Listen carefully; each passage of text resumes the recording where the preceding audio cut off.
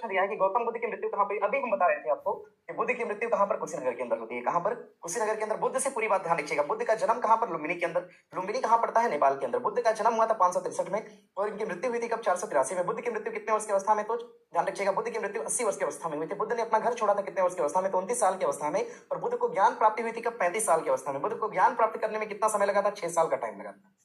समझ गए? बुद्ध के पिता का नाम क्या था? सिद्धार्थ था, सॉरी सुद्धोधन था। और इनकी माता का नाम क्या था? माता का नाम महामाया था। बुद्ध की पत्नी का नाम क्या था? यशोधरा था। और बुद्ध के पुत्र का नाम क्या था? राहुल था। और इनकी मौसी कौन थी? प्रजापति गौतमी थी। इतनी बातें समझ गए? हाँ, आप समझिएगा।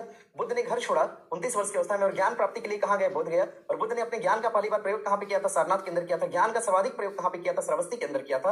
और बुद्ध ने अपनी अंतिम वर्षा ऋतु कहाँ पर बिताई थी? वैशाली के अंदर। बुद्ध ने अपना अंतिम उपदेश कहाँ पर दिया था? कुशीनगर के अंदर।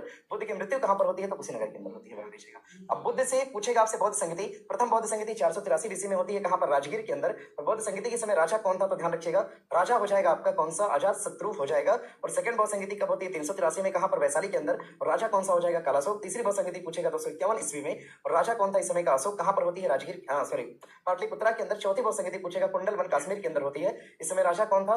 राजा हो जाएगा कनिष्क। पहली बौद्ध संगति में अध्यक्ष कौन बना था? महाकश्यप थे। दूसरी बौद्ध संगति में कौन थे? सवाकामी। और तीसरी बौद्ध संगति में पूछेगा मोगलीपुत्तिस। और चौथी बौद्ध संगति के अध्यक्ष कौन थे? तो वसुमित्रा थे। ठीक है, अगर इसमें कोई परेशानी है तो बताइए। बौद्ध धर्म से अगर कुछ भी पूछेगा, यही पूछेगा, मैंने बोल दिया सब। क्या समझ गए आप लोग? चलिए।